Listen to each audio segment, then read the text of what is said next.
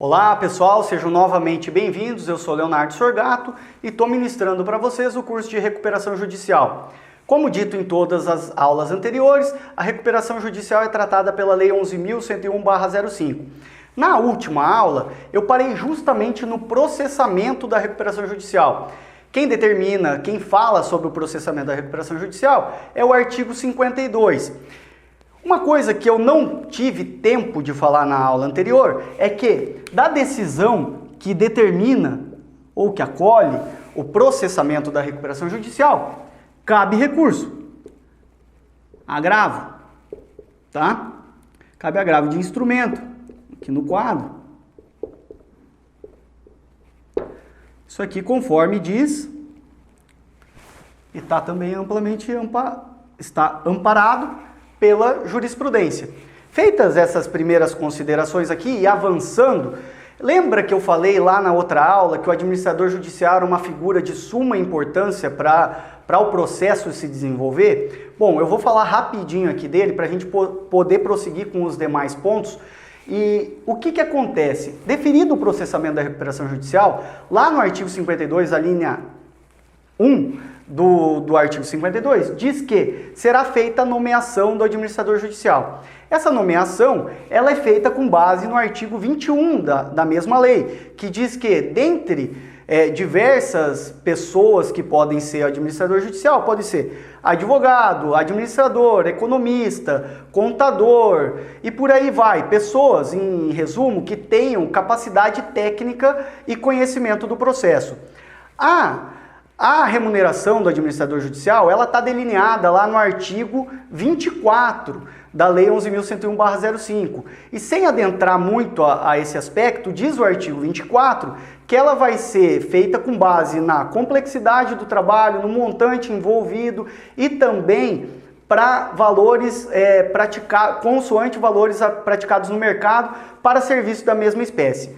Isso entre 0% e 5% do montante da dívida, tá? Então, o administrador judicial, pessoa nomeada de confiança do juízo, que vai fazer aquela ponte, como eu já havia dito, entre o judiciário e os credores, receberá de 0% até 5% do montante da dívida. É muito dinheiro, né? Porque, como a gente já falou também em aulas anteriores, o processo de recuperação judicial não trata apenas de valores ínfimos, não são ações de 10 mil, normalmente é de 1 milhão para cima, tá? Bom, processado, vamos aqui para o quadro rapidinho, vamos permanecer aqui só um minutinho. Definido o processamento da recuperação judicial, a gente nomeia o administrador judicial e logo que nomeado administrador judicial, qual que é o primeiro passo que esse cara aqui deve fazer? Bom, ele vai pegar e vai enviar as correspondências tratadas pelo artigo 22, inciso 1, a linha A da Lei 11.101/05. Isso aqui, essa relação aqui, essas correspondências aqui que ele vai encaminhar, ela vai ser fundamentada com base naquela primeira relação de credores que vem acostada junto com a inicial. Lembra que lá na aula 1 eu tratei de uma relação de credores que era de extrema relevância para o processo, porque lá na frente o administrador judicial ia precisar dessas informações para dar prosseguimento ao feito? Pois então, esse aqui é o momento, tá? Com 15 dias, vamos anotar aqui no quadro, vai ser enviado isso aqui. Recebido pelos credores dentro desse prazo essa correspondência, os credores que tomaram conhecimento do processo, mas que não estavam, todavia, relacionados na primeira lista elaborada pelo devedor, poderão apresentar suas habilitações. Essas habilitações serão apresentadas diretamente ao administrador judicial por um e-mail divulgado por ele quando da sua nomeação ou mesmo diretamente na sede do escritório do administrador judicial. Pelo amor de Deus, não junte isso aqui no processo. Por quê? Porque o processo fica muito longo, o juiz não gosta que seja feita a juntada da habilitação ou dessa divergência, que eu vou tratar logo em seguida, dentro dos autos. Apresente direto ao administrador judicial. Não tem necessidade de juntar isso aqui no processo, tá? Isso é para o caso da pessoa que não estava na primeira relação. Mas caso você estivesse constando lá na primeira relação e não concorde com alguma das questões que lá estão postas, por exemplo, o valor do seu crédito, a natureza ou mesmo a classificação que o devedor deu a ele, você pode apresentar a sua divergência. E a divergência segue ao mesmo rito da habilitação. Você vai apresentar a divergência direto ao administrador judicial, que vai receber tanto habilitações como divergência dentro desse prazo desses 15 dias do envio das correspondências. E aí, em 45 dias, vamos anotar aqui, ó, no quadro, em 45 dias, o administrador judicial vai elaborar a relação de credores de que trata o artigo 7º, parágrafo 2º. No que consiste essa relação de credores? Nada mais é do que o administrador judicial vai pegar as habilitações que ele recebeu, também vai pegar as divergências, vai analisar o que foi pedido pelos credores e vai elaborar aí a sua relação de credores, tá? Vamos anotar aqui, relação de credores do AJ. Com base nessas informações, ele vai elaborar a sua relação de credores. O que acontece após a publicação dessa relação de credores elaborada pelo administrador judicial? Pois bem, o credor que não está satisfeito com o que o administrador judicial decidiu ali, ele tem o caminho. E o caminho está lá no artigo 8º da Lei 11.101/05. Vamos ver o que diz o artigo 8º? Pois bem, o artigo diz o seguinte: no prazo de 10 dias, contado da publicação da relação referida no artigo 7º, parágrafo 2º desta lei, o comitê, qualquer credor, o devedor, os seus sócios ou o Ministério Público podem apresentar ao juiz impugnação contra a relação de credores, apontando a ausência de qualquer crédito ou manifestando-se contra a legitimidade, importância ou classificação de crédito relacionado. Vamos voltar aqui para mim rapidinho? Vamos lá. O que está dizendo aqui? Aqui está dizendo o seguinte, que dessa relação, deixa eu apagar aqui, para ficar mais fácil da gente entender. Vamos apagar esse aqui, tá? E vamos dar continuidade nele aqui. Está dizendo o seguinte, que dessa aqui, elaborada a relação de credores, dessa relação de credores, pode ser apresentada essa impugnação por parte dos credores, tá? Essa impugnação ela pode ser apresentada por quem? Pelo próprio credor, óbvio. Pelo MP. E também pelos sócios do devedor.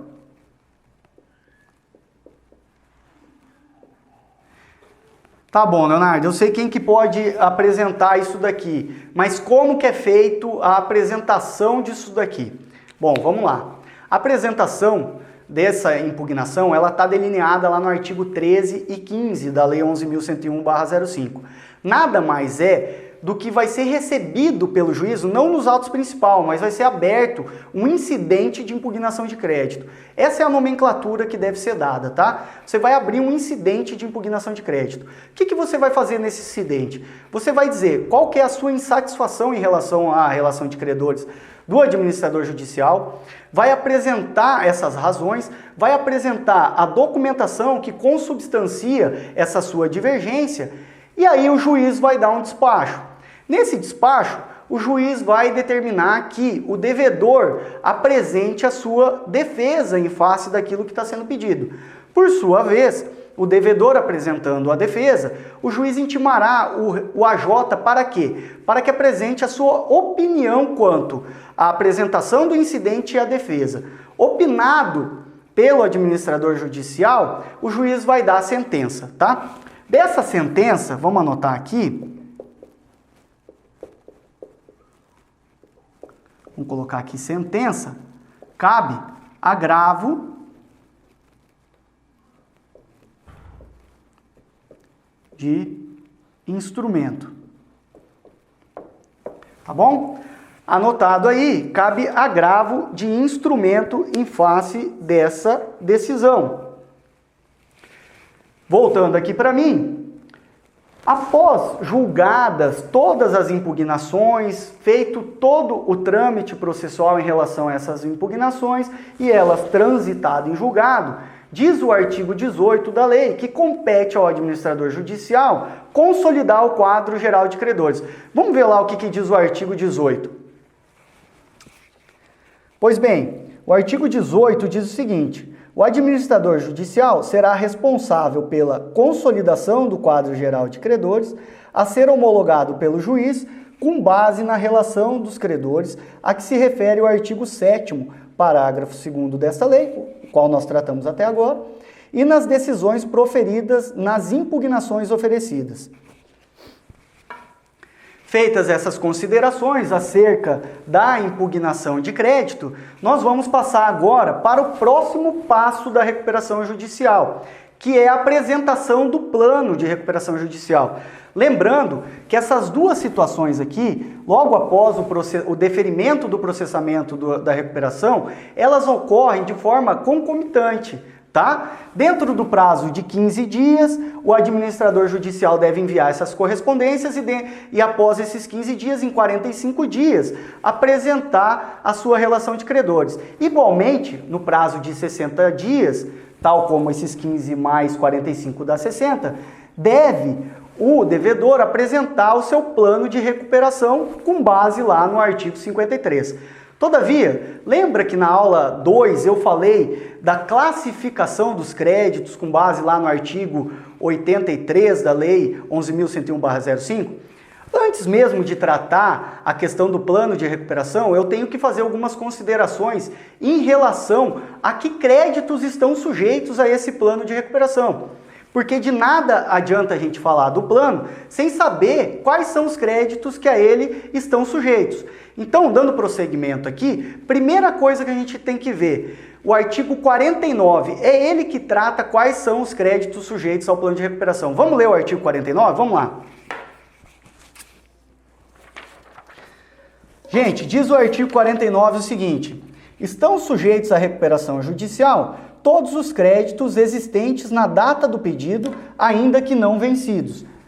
Deixa eu vir aqui no quadro rapidinho, deixa eu apagar um pouco do que eu fiz aqui,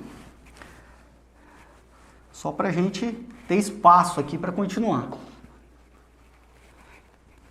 Eu vou apagar até um pouco do meu organograma aqui. Não se preocupem com isso, gente, porque isso aqui tá no nosso e-book lá, podem ficar tranquilo, tá? Então não se preocupem em copiar isso aqui, porque isso aqui tem no e-book, é desnecessário. Aproveita a aula. Bom, vamos colocar o nosso artigo 49 aqui. Artigo 49. Vocês viram? Vamos ler de novo o que diz o artigo 49. Diz o seguinte: estão sujeitos à recuperação judicial todos os créditos existentes na data do pedido, ainda que não vencidos.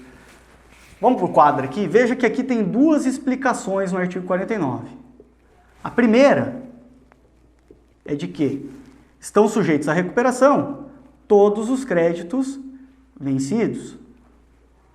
A segunda é de que, ainda que não vencidos, mas emitidos em período anterior, também estão sujeitos à recuperação judicial.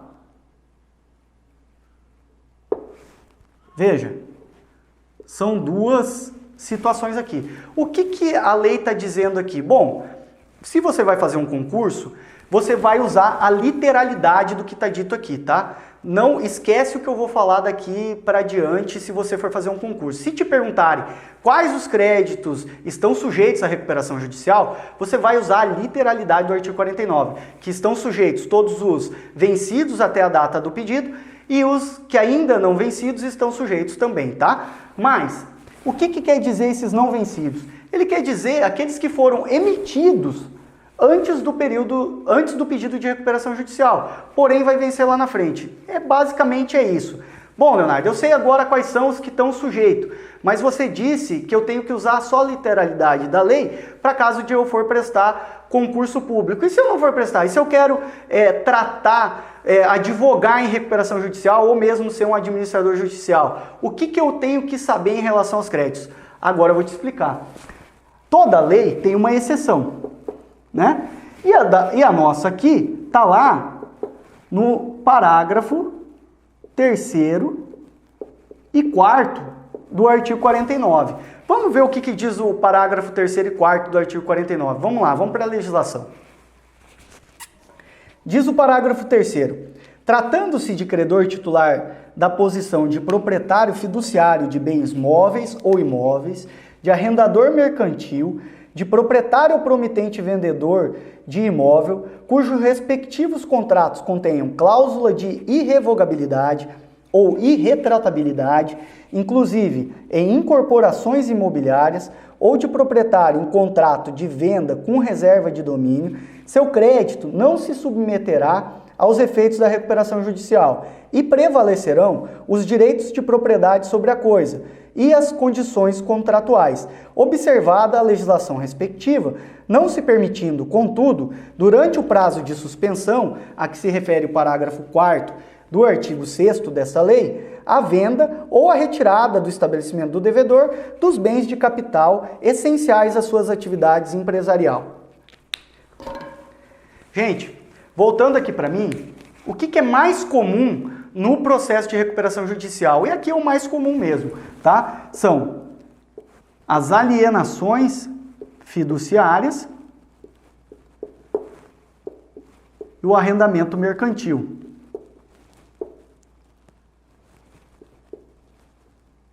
Isso aqui normalmente decorre de contrato feito com banco, tá?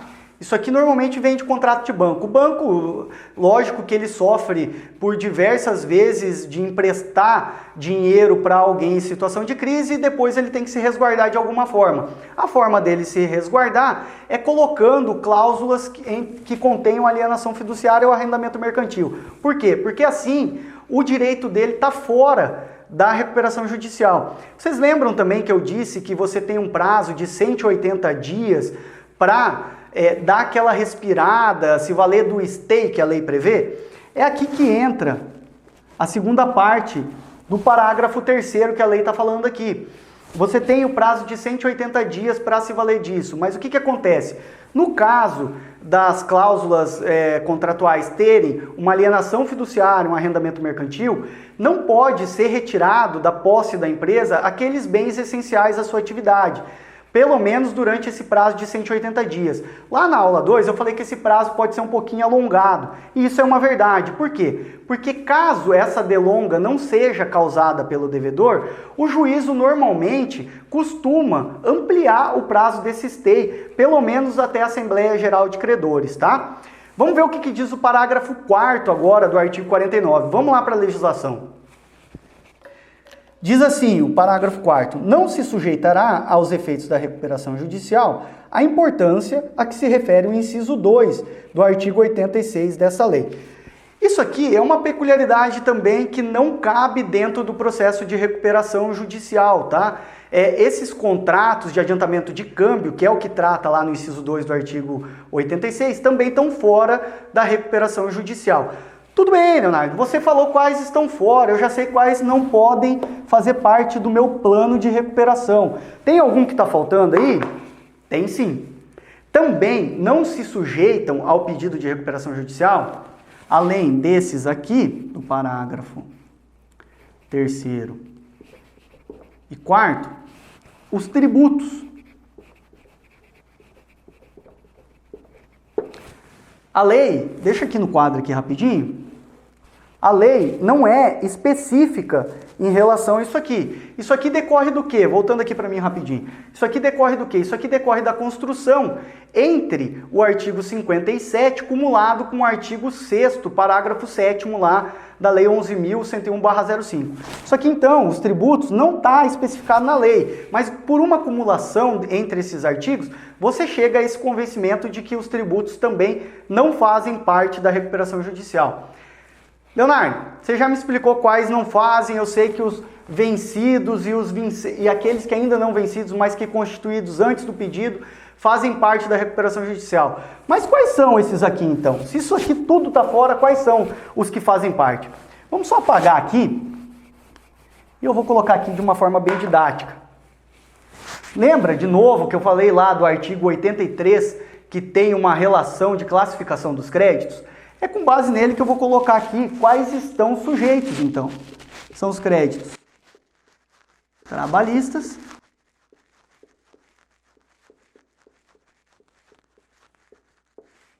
os garantia real,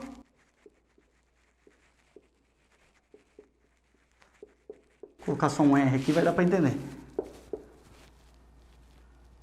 com privilégio especial, com privilégio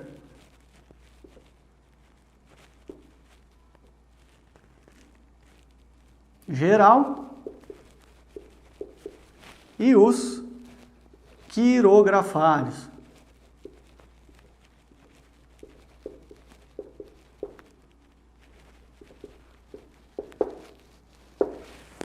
Bom, trabalhista decorre da legislação do trabalho. Crédito de natureza trabalhista não tem muito o que discutir. Garantia real, aqueles que contenham alguma das garantias reais, salvo aquelas outras hipóteses que a gente colocou ali, ou seja, penhor, hipoteca e etc. Com privilégio especial das microempresas e empresas de pequeno porte. Com privilégio geral, também tem a sua discriminação lá no artigo 83. E por fim, os quirografários. A grande maioria dos créditos ou são quirografários, que isso aqui são dos negócios comuns realizados pela recuperanda, ou seja, duplicata, nota fiscal e por aí vai, trabalhistas e os garantia real. Tem muito também com privilégio especial, porque tem muita empresa pequena que fornece para grandes empresas. Então, basicamente, esses aqui são os créditos que fazem parte da recuperação judicial. Sabendo quais são os créditos que estão sujeitos à recuperação judicial, agora sim a gente pode passar para o plano de recuperação judicial. Mas o plano de recuperação judicial, você vai ter que aguentar um pouquinho a sua ansiedade aí, porque eu vou falar dele só na próxima aula. Ele é muito extenso, não vai caber dentro dessa aula e eu não quero iniciar e não terminá-lo dentro de uma mesma aula. Então até a próxima aula, eu agradeço a vocês, fiquem com Deus, até lá!